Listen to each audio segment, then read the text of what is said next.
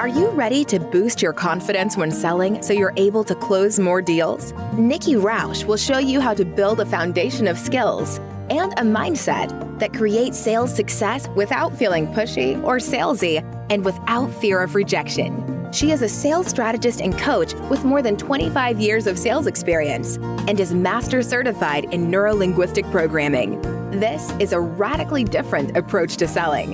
It's a no sleaze, no slime, and no stress approach to building your business. This is Sales Maven. Here's Nikki. Welcome, and thank you for listening to the Sales Maven Show. I'm your host, Nikki Rausch. I'm here to offer you tips, techniques, and strategies to master your sales conversation.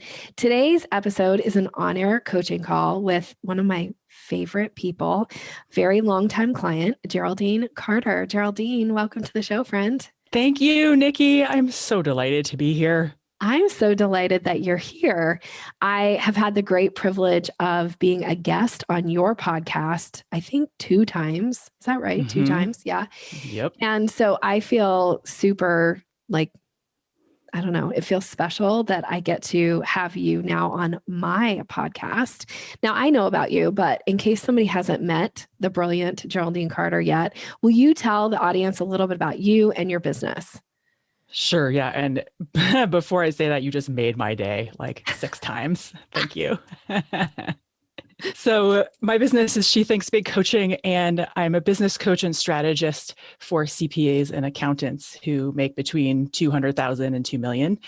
So basically what's going on in the accountant and CPA world is that they're working like mad for relative peanuts, and they have so much to offer their clients. But because of some traditional business model and outdated thinking that's kind of broken, they end up working so much harder than they need to and being generalists and a few other things, billing by the hour, which is a problem. But what I do is help them get out of that rut so that they can do better work for their clients, more valuable work for their clients, and restore sanity to their lives. I love it.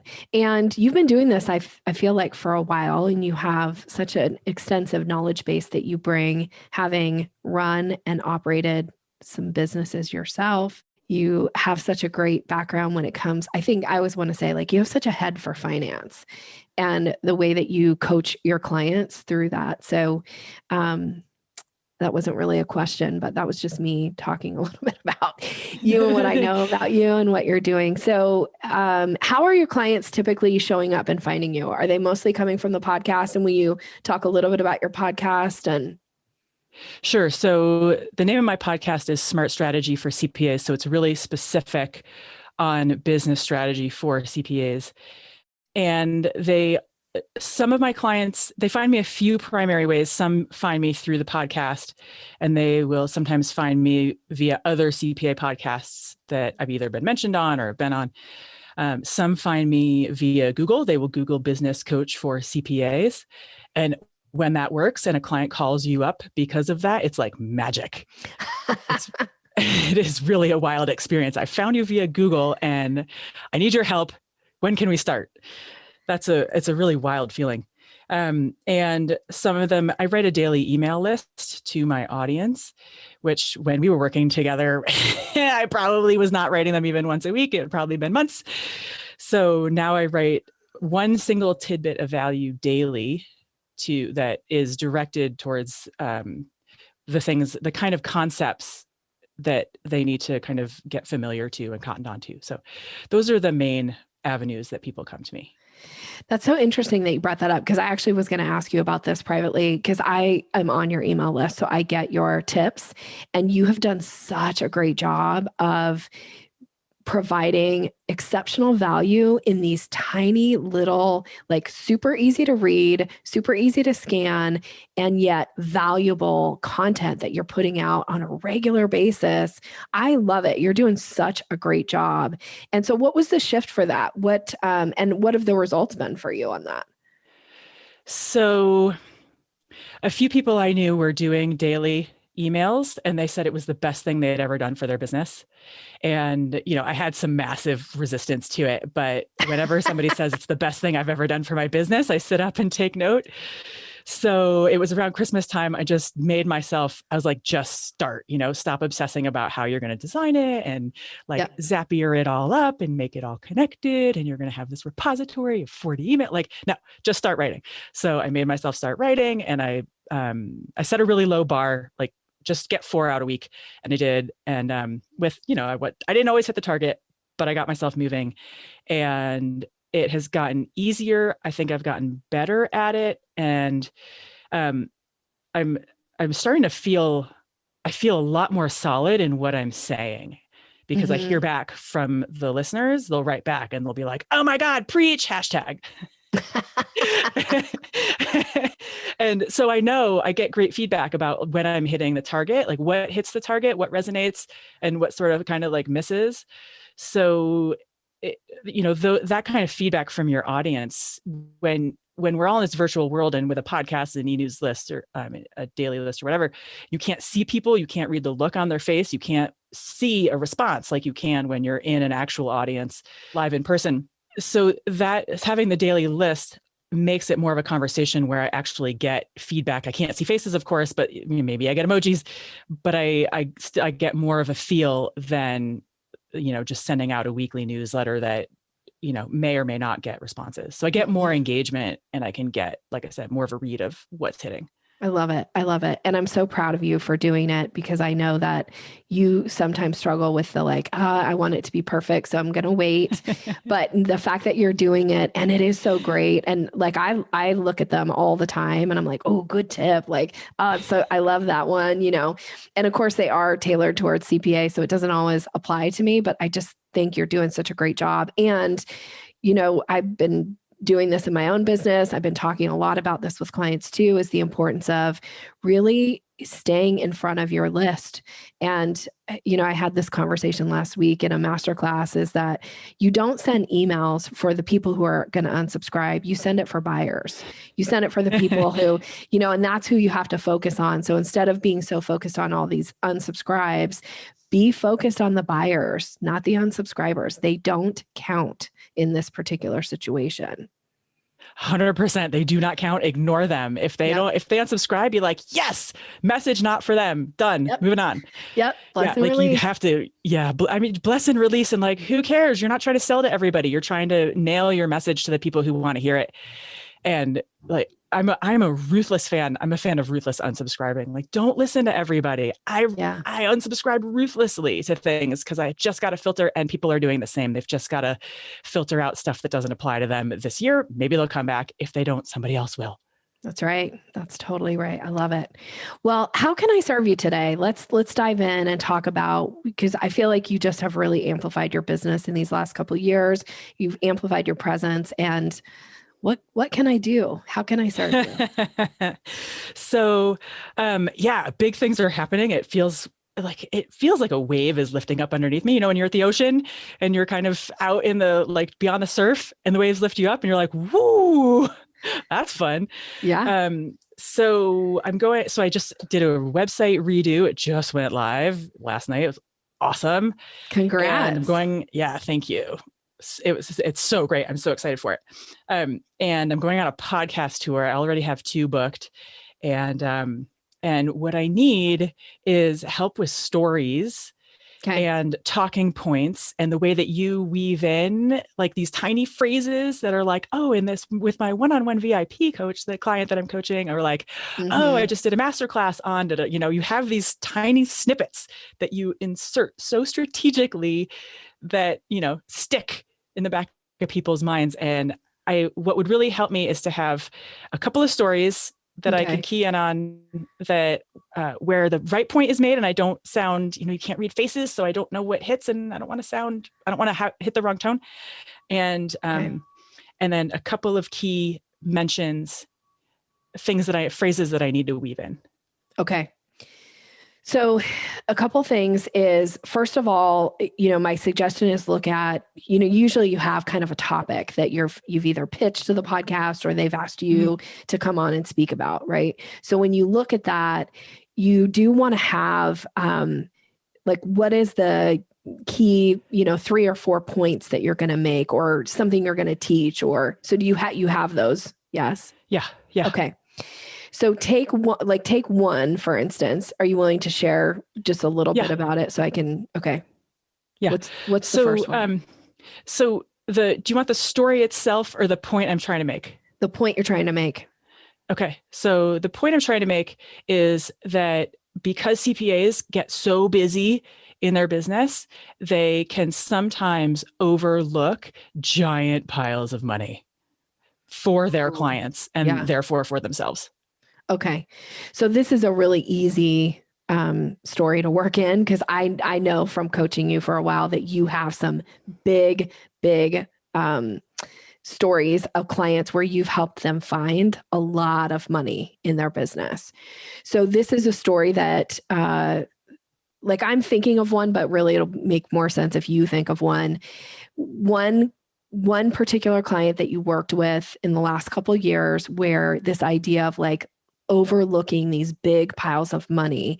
Now, without giving away who the client is, right? Because we're, keeping integrity here and not sharing that, but you can share. So if you say, it's not uncommon for CPAs to get so busy that they overlook big piles of money, for instance, and that's how you start the story. For instance, this last year or, recently, you don't have to give any specific time. As a matter of fact, recently always works so recently, Great. I had a client that showed up within the first session and a half of us working together. We had I'd been able to identify this particular thing. So tell me what story comes to mind as I'm kind of doing this with you. Do you have one? Yeah. Yeah. Well, I have like 7 because it's always the same story. Yeah. but I'll tell the one that I think, that has the most zeros behind it. Yeah. And so recently I onboarded a client, and we do a 4-hour onboard as the first session to get to cover a bunch of ground and to stay focused. And the exercise that I take my clients through is if you weren't so busy and if you could just take one of your best clients and sort of have your way with them, if you would, and do all the things that you needed to do and look in all the corners, in all the cobwebs, in all the dark recesses of the tax code to figure out where you could save them money, and also help them do all the things that they need to do in their business, plug expense leaks, optimize revenue, but they're just not doing because they too are too busy. What would you do? And they proceed to list off, they rattle off 6 or 8 things. I would, do tax planning and strategy. I would optimize entity structure. I would plug the expense leaks. We'd, focus on what drives revenue. And we'd they always list the same 6 or 8 versions of the same thing. Mm-hmm. And so I capture those things in a spreadsheet. And then I say, how much money are we talking here? And we just kind of like rough in some numbers. And then we go back through and we fill in whatever gaps, because they're just ad-libbing. And then once I show it to them, I'm like, does this seem right? And I do like a low, like a conservative, medium at the most, if the cookies crumble our way kind of thing. So 3 rows, and then I add it all up. And invariably, the amount that they could save their clients, and in this case, my client was working with $3 to $4 million practice physicians, is 10 to 20%. And that equates in this case to $300,000. And specifically in her case, the middle option was $500,000 and on up to $750,000. And so I say, like, without any sort of pointedness, like, what's keeping you from saving your clients this amount of money? Because $750,000 for a lot of people is, not chump change. And they'll proceed to tell me a story about, how they're just sucked off in 18,000 directions, which is true because the tax code is crazy right now for CPAs. Okay. So that's the story. But like, the point is, your clients, you're missing out on $750,000 for your clients. And you could be charging them, $50,000, $75,000 a year to work for them in a fractional role, rather than just charge them, $8,000 to do their taxes once a year. Okay. And they would pay you happily to recapture that money. And did this client go and then implement and find this to be true? So this particular client, we just onboarded and we've done one more session. So we're not, we're only a month in, so not yet. Okay. But other clients, we've done the exact same story Mm-hmm. And yes. Yeah. Okay. So give me a revenue number that it ended up generating in their business.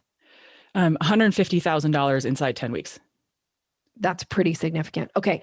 So here's how I might lay out this story. So one of the biggest mistakes that CPAs make is that they get so overwhelmed that they overlook this tremendous amount of money that they could save their clients. And because they're overlooking this, it's not an opportunity. They're not maximizing their opportunity to actually sell services that are going to serve their client in a new way. And I could actually give you like 7 stories recently that just happened. But here's one.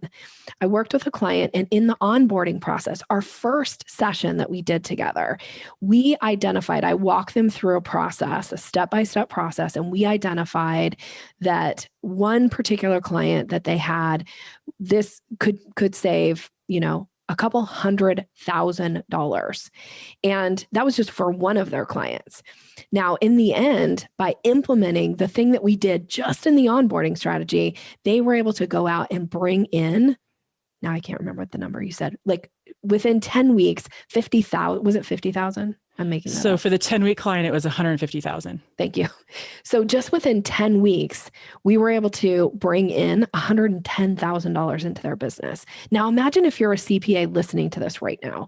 How could that change your business? And guess what? They're working less with less clients. So it's taking some of the overwhelm away, and their clients are benefiting huge, because if they're bringing in $150,000 into their business, imagine what they're saving their clients, that their clients are happy to pay them this kind of money. That's the kind of thing that happens when CPAs are able to identify what they're overlooking in their business. Okay. Love it. So I didn't go too deep into the what we did on the onboarding. It's more Spreadsheets. Right. So it's more around through this process that you do, which is very, you are very systemized. And so it is a systemized process, but you don't have to say what it is. You just call it this is my process that I walk clients through, and are able to then identify these missing pieces of their business. They can now go implement this into their business. And, an example of a client that we did this just in their onboarding, that within 10 weeks, they brought in another $150,000 to their bottom line. That's a pretty impactful story. Yeah. Yeah. So my concern is, or any tips for staying out of, I don't want to make anybody sound wrong, or, you don't know things until you know them. So I want to be sensitive to not making anybody feel sheepish. So what do I stay away from, phrases to help me stay out of that? So the way that I will position this, because I love that you asked me this question, because I feel the same way too. I don't ever want clients to feel oh my gosh, I'm embarrassed now because Nikki did this thing for me. Right. So instead, what you want to be so this is why, I could give you 7 examples. This is super common. And by the way, this is why we all need coaches. I have blind spots in my own business. And when we're feeling overwhelmed, our blind spots, they grow. So by working with somebody like me who can come in and help identify these blind spots, walk somebody through a process, they can now go and implement and find ways that bring money into their business and, frankly, serve their client at a much higher level. So they get to do the work. They're the ones providing the value. I'm just helping them identify these blind spots. Okay. How do you feel about that? I love it. Okay. I'm going to get the transcript of this episode. I love that. I remember every coaching session I think we ever did, and probably Voxer, you're I had that transcribed. He used to make me laugh. You're yes. I have all these, I feel like you have all these Nikki transcriptions. You bet I do. They're all in a folder. It makes me laugh. Okay. So that's an example of maybe a bigger story, right? That you're going to, and the thing about the podcast is sometimes I think that people feel pressured to be like, I better not talk too long. The podcast guest or the podcast host is going to be like, okay, zip it so that I can get a word in. But that story can actually be told pretty quickly. So don't be afraid to take that little bit of time, because I find, I think this, I do a lot of podcast guesting as well. And I find that if I can work some story into the podcast, the guest or the podcast, not the guest, the host gets more engaged and has better follow-up questions for me. Yes. So take that time to share the story. Okay, excellent. Because I also have a thing, like a mindset thing about like, hurry up, Geraldine, just shut up and tell your story. Because I love telling stories. And sometimes I think I can get lost in my own joy of storytelling. So I've got to so I can run that story, that sort of mindset drama in the background and make myself talk really fast to spit it out. When really what I need to do is make the story more concise, but stay present in it and allow it to open up and do the work. Yeah. And remember that when you tell stories, you want to tell them in a way that allows the listener. Well, first of all, the listener is hearing the story for the first time. You may be telling it for the 150th time, but they're hearing it for the first time. So you have to tell it almost as if you're telling it for the first time, and you're telling it for their benefit, right? So you want to give it a little bit of time to breathe. So when you tell a story, and I get this too, because I like to talk fast, be careful of rushing through, because people's minds, when you tell a story, they kind of go away in their mind a little bit and they start going like, I wonder what it would be like if I did an onboarding session with Geraldine, and what that process, like what could her process possibly be? See, they've got all these thoughts going on, but if you're already to the end, they missed some of it. But if you can let the story unfold a little bit, slow down your rate of speech just a bit, because you are a fast talker. I feel like I love that about you. I'll tell you as a coach, I love that you're a fast talker, because I don't feel like I have to spend a lot of time being like, okay, Geraldine, I think you were somebody, I could never listen to your Voxer messages as fast as I listen to most everybody else's, because you're a fast talker. I love that about you. Like you get it said, you get it out, it's there, right? So let your stories unfold, give them some time to breathe so that the listener can stay present, because that's who you're telling the story for, is the listener, not for you, not to like toot your own horn. You're telling it for the listener so they can make sense of the really concrete example you just gave around how businesses get so bogged down, CPAs get so bogged down that they overlook money that they could be saving their clients. Yeah. Okay, great. Okay. Now, let's talk about other ways that we can kind of plant some seeds here. So when somebody asks you a question, they're gonna have some follow-up questions. Be willing to take the opportunity to say things like, I just actually did a podcast episode on this topic on my own podcast, and then say the name of your podcast. Okay. Right? Like, got it. Yep. Be willing to take that and then answer their question.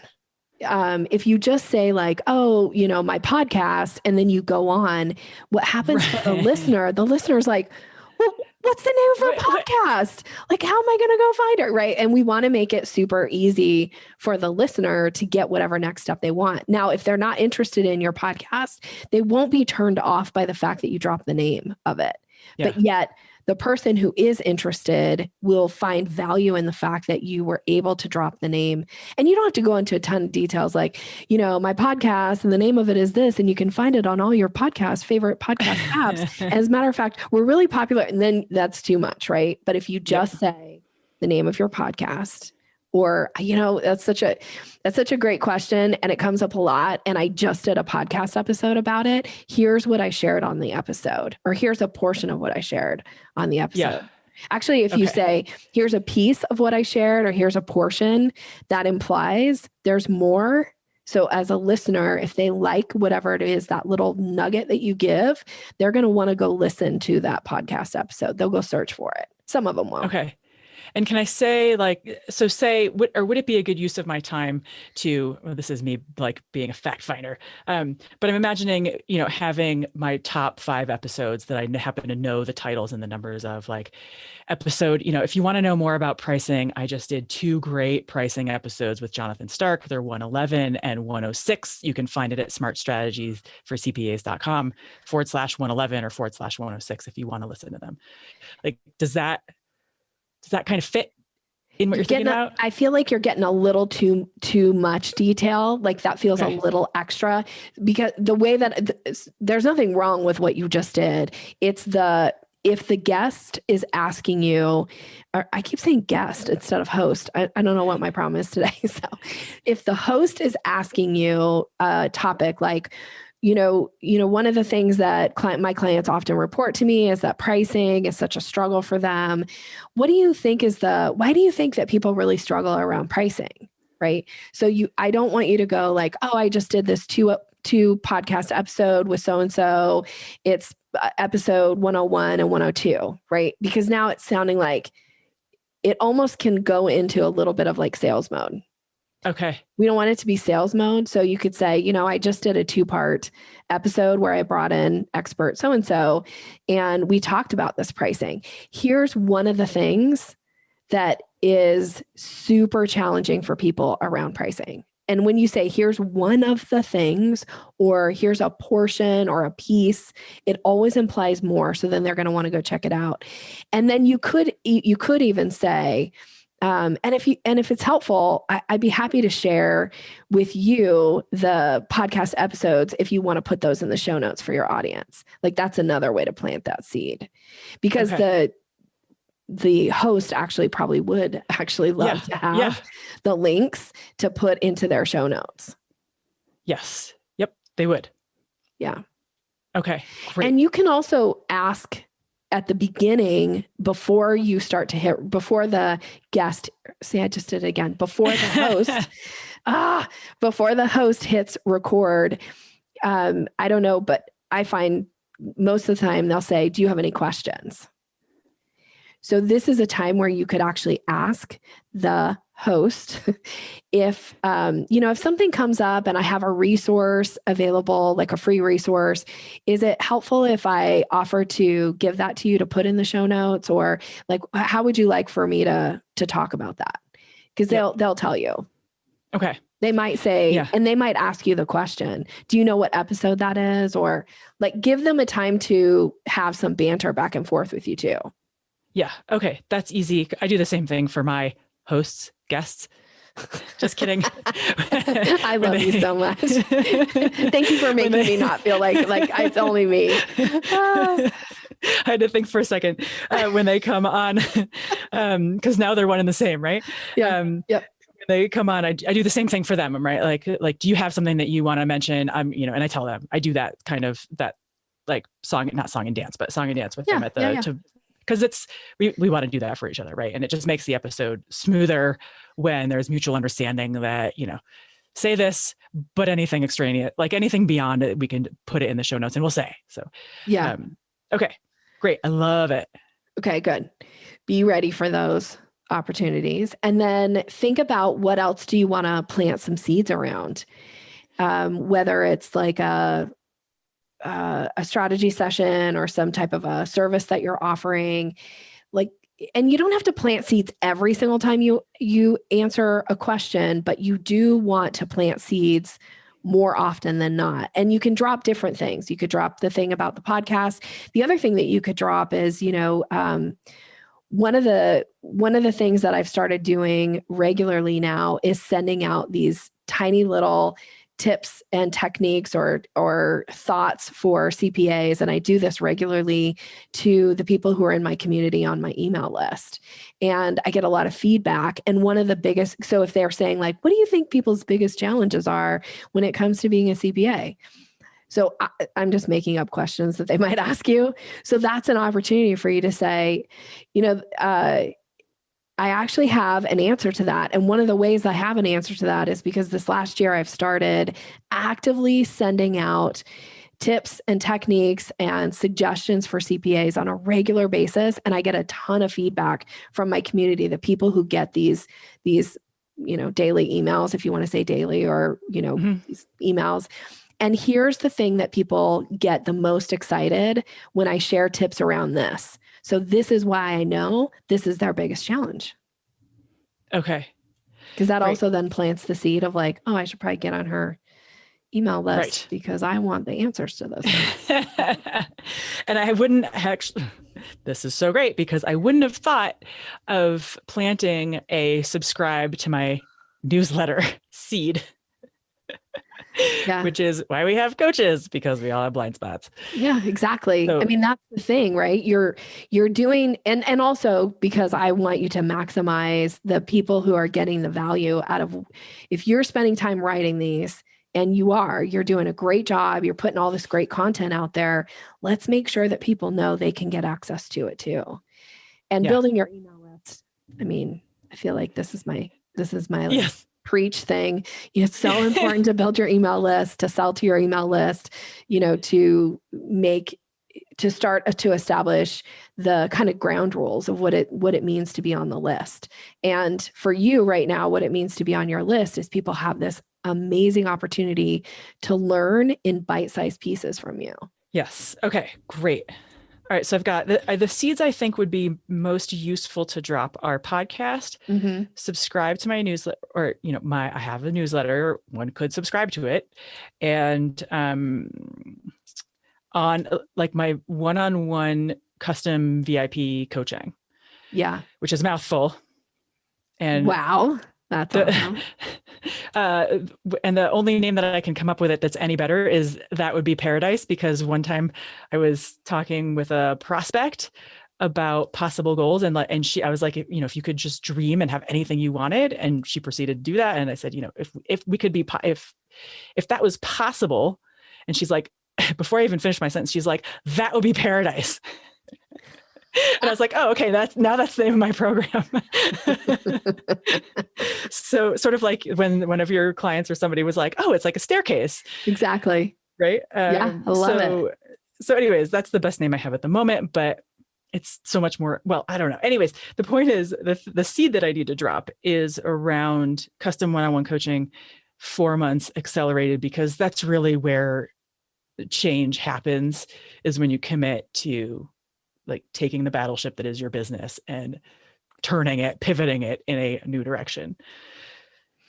So yeah, how do I loop that in? So here's the seed that I think is really important is if at any point during the podcast, you can relate this back to the podcaster themselves. So you could say, I don't know if you would relate to this in your business, but one of the things that I have found is that, you can put out really amazing content, which I do. There's the podcast, there's the daily tips and that are going out. And again, tell me if this is true for you, but it's the clients who commit, who do the coaching, the one-on-one, where we see the biggest results the fastest. Is that the same in your business? So notice what I just planted. It's like, this is how you get results, but I'm including the podcast host in the conversation. Okay. And then they're, of course, going to say, yes, that's so true. This is how, blah, blah, blah. And then you can then kind of go off of what they say, which is like, yes, exactly. I agree with you. But again, you actually just made the statement, and then now they're agreeing with you, and then you get to agree back with them. And then you could possibly even plant a seed. If appropriate, you could go, this is the difference between somebody who listened to my podcast for a year and a half and was able to implement things and get results. But it was when we started working together that within, the first month of our 4-month program that we notice how I just said what the program was. In the first month of our 4-month program, she came back to me and she was like, oh my gosh, like, why did I wait to start with you? Because the impact that I have gotten just out of this coaching program in the first month, it's been unbelievable, better than anything I've gotten anywhere else. And I know you have that kind of feedback from your clients. So only say things that are true, but I know you have that feedback. well, I know because I've been your coach, and I am your coach, but we were working together for a long time, private sessions. And I know you get this feedback. You blow people's minds. They do the work. Exactly. I just tell them what to do. But you guide. So one of my clients in 7 months, 3.5x her take home pay. So there you go. That's a great story. So you could say, the difference between like listening to a podcast and trying to implement on your own, it's never the same as when a client works with you privately. I had a client that we worked together for 7 months, and within 7 months, she 3x'd her take home pay. Imagine what that would be. Yeah. Yeah. Okay. Great. Yeah. I love and again, that. You can relate this back to the podcast host. I have to think about it now every time I say it. You can relate it back to the podcast host, because they probably have an example that they want to share also of people, because most podcasters have their own business, their own, offers, so they can relate it back to something that is true for them too.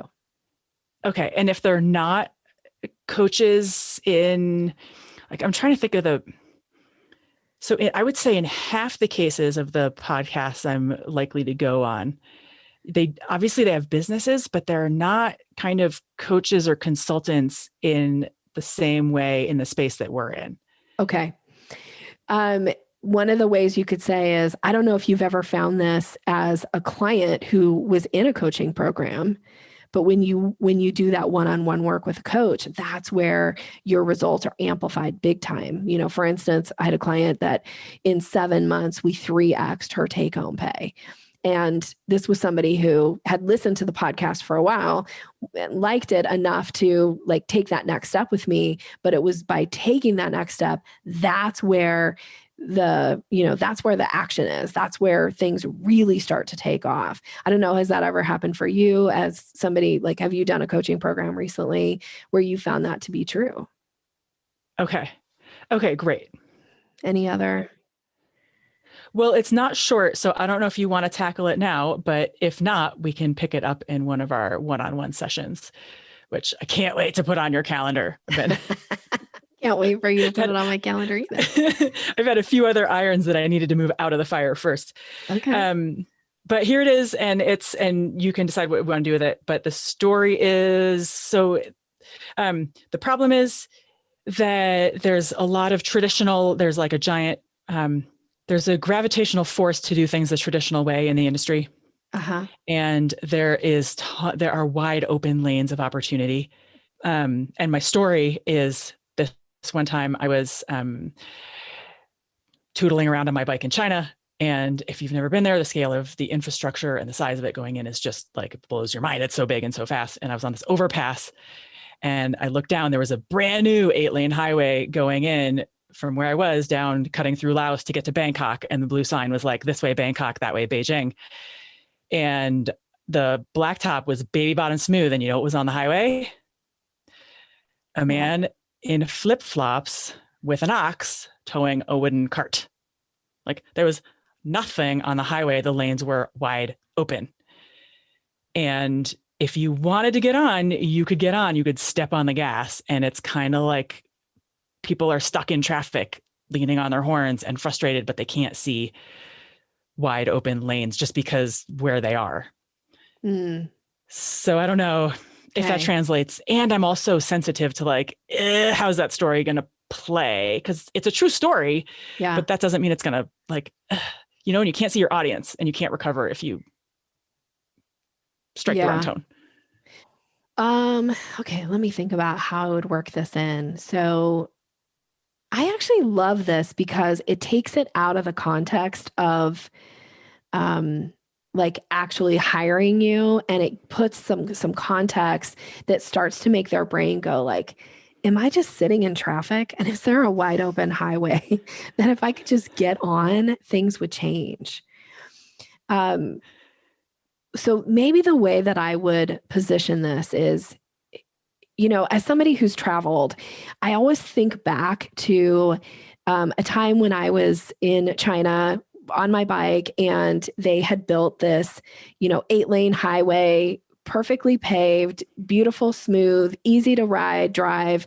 And yet when you look over, you would see these lines and lines of cars just sitting in traffic, nobody using this new highway, because that was the way they'd always done it. That was the way they'd always driven to wherever they're going. So they went just the same way. And yet here was this wide open place, right? Here was this wide open space, totally available to them. And the idea was they had to be willing to take that first step to try something different, which in this case was to drive on the highway.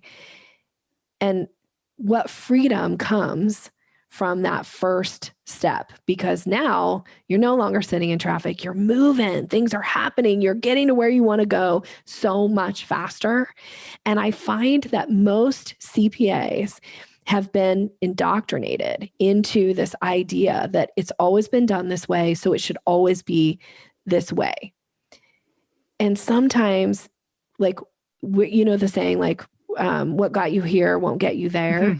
If you feel that, like, that desire within you to make some kind of a change, that means you have to take the first step to do something different. And the clients who come and work with me are the clients who are ready to take that first step and do something different. They're willing to step outside their comfort zone. They're willing to step outside of it's always been done this way, so it should always be done this way, and look for a new way. And really what I do is I show them, here's the wide open highway. Let's talk about what's possible for you. I don't know. Do you like that version of it? I do. I like that. The thing that I'm getting is you get way out of the specifics. I get wrapped up in the details and all the flip-flops and Yeah. Well, here's why. I mean, if you want to bring in the guy with the ox and the flip-flops, I like a little bit of like painting the picture a little bit. Yeah. I like it. But the thing about it is in the privacy of the mind of the listener, they're going to add a lot of detail. So you can add a little bit of detail. It's nice to add some, like, I actually like, I'm sorry, I missed that. I like this idea of the ox and the man and the flip-flops, only person using the highway, because they were able to do something different. They didn't want to sit in the traffic. Right. But if you give too much detail, then it doesn't leave space for the listener to paint that picture. And, put themselves in the picture. And okay, great. I love that. Okay. So again, transcript. Yeah. Don't be afraid. Yeah. Don't be afraid to. And then the other thing too, like realistically with story, is you tell them as often as you can. And in every opportunity that you get to like share a little story, you share it and you start to pay attention to what do people say back to you. Do they come back and be like, oh my gosh, I feel like sometimes I'm stuck behind the ox? Or they, okay, so that piece of the story really resonated. Or if they're like, oh my gosh, I'm the person who has wanted change and yet has just been doing the same thing over and over again. And I feel like I'm beating my head against the wall and I'm ready to change. Okay, that's the piece that starts to resonate.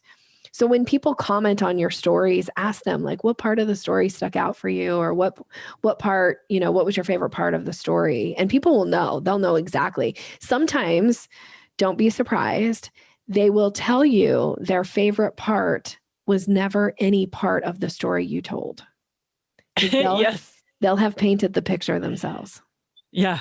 I was just listening to your storytelling episode on my run this morning. Okay. And the velvet scarf? No, purple scarf. And there was no purple scarf in the story. It's always surprising to me. And I made up like a velvet scarf. Like there is no velvet in the story that you told on the podcast episode. That's what's so brilliant about our brains. Like our brains love to supply like detail. And sometimes by giving them just a little bit of detail, they'll make up all the rest. And people will make sense of the story. Even if there's a part of you that's like, I don't know if that actually made sense. They'll make sense of it. And so unless it's like a bumbling, fumbling, sometimes you tell somebody, you've heard somebody tell a story and you're just thinking like, oh my gosh, please get to the point. Like, where are you going with this? Because they get off the scenic route. Yeah, they get too lost in it. As long as you can bring it back and you can bring it back to what was that point that you were kind of going down without being super obvious of like, and I know I talked about this in the storytelling episode, the moral of the story is like, no, you don't need that. I think I talked about it. I teach that. So now I'm like, did I talk about it? I don't know. Yeah, you did. Okay, yeah, don't say the point is, which was great. And the I was point like, I can be really literal. Yeah. Just say like this, these are my clients are the people who are sick of sitting in traffic, doing the same thing the way they've always done it. They know things are possible. They know they want change, and they're willing to step onto that highway next to the guy with the ox and see what's possible. Okay, great. Like, I feel like I can breathe. I always say like one of my biggest struggles in life is traffic because I don't have a lot of patience. So when I think about you in this highway and this guy on the ox, like, oh my gosh, that feels like I can take a full breath being the person instead of being the person who's sitting in that long line of people inching their way to where they're going.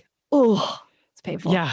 And like resisting every desire, every cell in their being that just wants to lean on the horn out of frustration. Yes. Yes. So I love that. I love that analogy. I think, well, maybe it's because it's a big, big one for me because traffic really, I always say like, people are like, I had this conversation recently with somebody and I was like, if I ever ran for any kind of a political office, not that I would, but my whole platform would be traffic. And they're like, that can't be your whole platform. I'm like, nope, that would be my platform. Traffic. Let's solve traffic. I feel like traffic can solve more problems in the world. Like it would have this like ability. Now I'm off topic here, but it would just have this ability to solve so many like struggles that we all have. Be better for the, environment. It would be, anyway, I could go on a tangent about traffic. Well, if you run, I'll vote for you. Thank you. I probably won't. I can't imagine I would ever run and put myself in that position, but you never know, I guess. Anyway, okay. You feeling more confident about planting some stories? Yes. Yeah. Way more confident. Any last question? Just more clear and simple. Yeah. Any last questions? No. Okay. Well, I'm excited. Congrats on the new website. That's awesome. And now you're going to go and do this, the podcast. What did you call it? A podcast tour? No, you said you're going to be on a podcast tour. Is that what you said? Mm-hmm. Yeah, I love that. So good luck on the podcast tour. It's like a book tour, but a podcast tour. Yeah, a podcast tour. I love it. Yeah. And if you're listening right now and you have a podcast, and Geraldine would be a good person to have you come on, please reach out to her because she's open to it. Because here she is talking, like getting her stories ready. Yeah. And I love talking about money and pricing. So if those are things that your audience might like. Yeah. Price. Who doesn't want to talk about money and pricing? At least I do all day long. Well, there's often a love-hate relationship, right? It's like, I want more of it, but I'm scared of you. So come here, go away. Yeah. So I love talking about those things. And for listeners who want to find out more, you by now know the name of my podcast. It's Smart Strategy for CPAs. That's right. Okay. So as we wrap up today, I have two questions for you. One is, now that you're back in the Sales Maven Society, you were gone for a while. Now we've got you back. We've got you in the fold as a lifetime member. So I feel like I can keep you forever now. Yes. What has been one benefit for you of being in the group? Oh my God. Well, countless. But if I had to pick one, it's that I get the right answers to my questions fast. Like the other day when I wanted to know how much, like I have no idea what price to suggest for this conference that I've been invited to speak at. And honestly, I could have spun myself in circles for weeks about the answer, but instead I just put it to you and you were like, here's what I've done and here's what's worked and try this. And I did. And guess what? They got back to me and they were like, yes, let's do it. And we negotiated and it was perfect. I love it. And it just saves so much time and second guessing. And like, it just saves bandwidth and focus. Like I can just move on with things because now I have the answer. I love that. I love answers too. So I love it. Okay. And then how can people get a hold of you besides going and listening to the podcast? What's another way people can find out more about you? So the best place to find out more about me is at my website, which is a different URL. It's shethinksbigcoaching.com. And the best way to get a hold of me is to simply email me at Geraldine@shethinksbigcoaching.com. Yes.